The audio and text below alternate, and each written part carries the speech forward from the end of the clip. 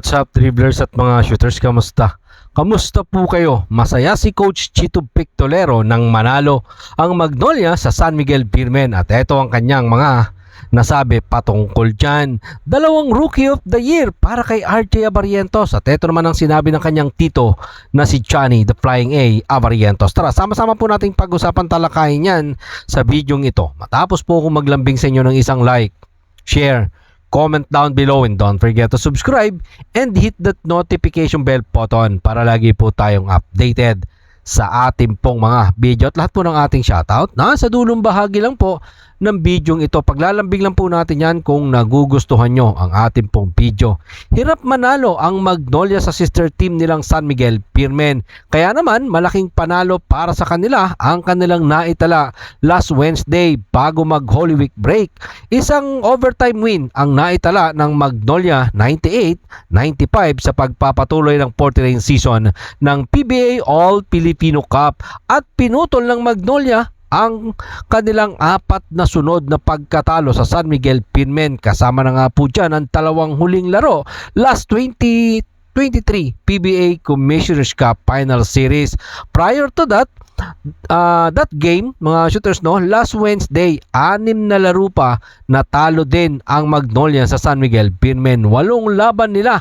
Kasama na nga po dyan ang sinabi ko kanina na 2 laban sa Commissioner's Cup 2023. Kaya naman, agad napansin ni Magnolia Chicken Templados head coach, Coach Chito Pictolero, ang kahalagahan ng nasabi pong panalo last Wednesday na talagang pinaghandaan daw talaga nila yan yung nasabi pong laban. Maagang nag-exit nga po itong Magnolia Chicken Templado sa nakaraang Commissioner's Cup last conference dahil hindi nga po sila nakapasok at tinalo sila dyan ng Northport Patang Pierre. Narito po si Coach Chito Pictolero sa ulat ni Reventerado ng Spin.ph. Kailangan namin ng ganitong laro. Overtime game, grinding game, para subukan ang pagkatao namin at subukan kung nasaan kami ngayon sa yugtong ito ng liga. Sa third game namin, humarap kami sa number 1 team na San Miguel. Alam naman namin na mahihirapan kami dito. Alam namin na magiging close game, grinding game. Yan nga po ang sinabi ni Coach Chito Pictolero. Actually, sa nasabing panalo ng Magnolia, na overcome nila ang 14-point lead ng San Miguel Beermen. Kaya pasalamat sila sa mga players like kanilang sophomore player na si Xavier Lucero, rookie Jerome Lastimosa at ang kanilang veteranong si Mark Andy Paroca. Dahil down nga po ang Magnolia sa nasabing laban sa halftime 45-36, pero sinabi nga daw po ni Coach Chito Pictolero na okay lang at pabor sa kanila ang low scoring ball game dahil bago ang laban sa San Miguel Beermen, nakapagtala nga po itong Magnolia o naitala ng mga kalaban nila ang 75.5 points per game. Narito po si Coach Chito Pictolero sa ulat pa din po yan ni Reventerado ng Spin.ph. Sinabi ko sa kanila na down tayo ng 9 points pero sinabi ko sa kanila na gusto ko ang laro dahil naka-score lang sila ng 45 points. It's a matter of yung run namin, yung inihintay ko dahil wala pa kaming runs sa unang bahagi ng laban. So sabi ko lang, magkakaroon lang tayo ng magandang run sa second half, makakabalik tayo. Sabi ko sa kanila, bonus na manalo kami dahil matagal yung magiging pahinga namin. Yan nga po ang mga sinabi ni Coach Chito Pictolero.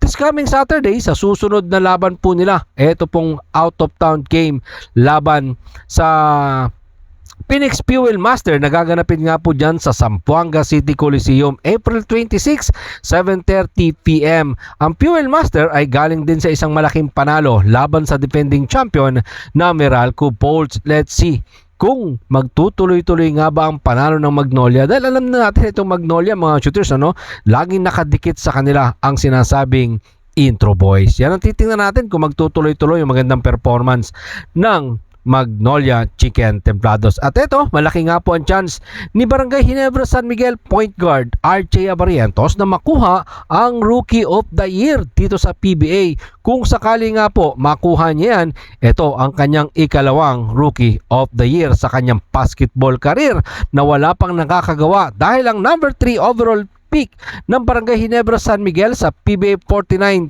draft ay matibay na kandidato sa nasabi pong award dahil ang kanyang dalawang appearance sa San Miguel sa Barangay Ginebra San Miguel kasama nga po ng kanyang kupunan at mismo ang kanyang tito na si Johnny Abarientos ay umaasang makukuha yan ng nakababatang Abarientos kung saan yan nga daw po ang hindi nakuha ng nakakatanda namang si Johnny Abarientos. Unang nakuha ni RJ Abarientos ang kanyang Rookie of the Year nang maglaro nga po siya sa Korean Basketball League last 2023 sa kanya pong kupunan na Ulsan Hyundai Movies. Narito po ang sinabi ni Johnny Abarientos para kay RJ Abarientos na kanyang pamangkin sa ulat na veterano ng spin.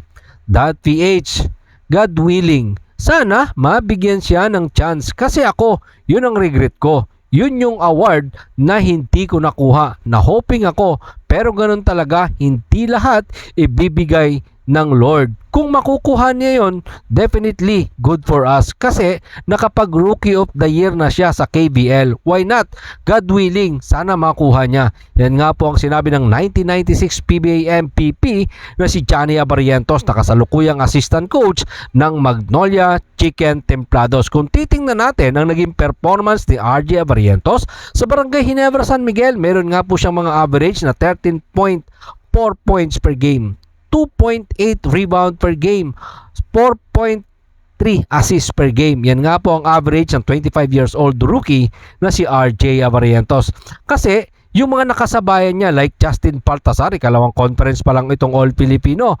At eto pa pong isa dahil etong si Justin Baltazar ay tinapos nga po ang kanyang kontrata sa MPBL bago tumungtong maglaro sa Converge 5 Rexers para sa Converge, no, dahil naglaro pa nga po siya sa MPBL sa Pampanga Lantern. At ito naman pong si Jerome Lastimosa ay nanggaling sa isang injury kaya ikalawang conference pa lang din ito ni Jerome ang All Filipino Cup. So sa ngayon, tanging sina Cedric Veerfield ng Blackwater Posing, Kai Palungay ng Phoenix Fuel Masters at Ivan Nelly ng Northport Batang Pier ang mahigpit na kalaban ni RJ Abarientos. So titingnan natin kung sino sa kanila ang mag-uwi ng nasabing parangal. Yan nga po ang tutunghayan natin sa mga susunod na award para po dito kay RJ Abarientos. Maraming salamat po sa inyong panonood. Naman po ang inyong maging opinion.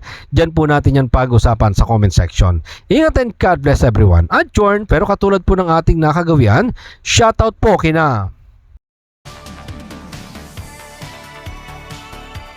Molaru Mascarenhas. Francis Kiko Palamayan. Jose Rodrigo. Willy Bardage. Wilfredo Batista. Lope Bucalos, Erwin Santiago, Edwin Ferreras, Archie Marin Sagitan.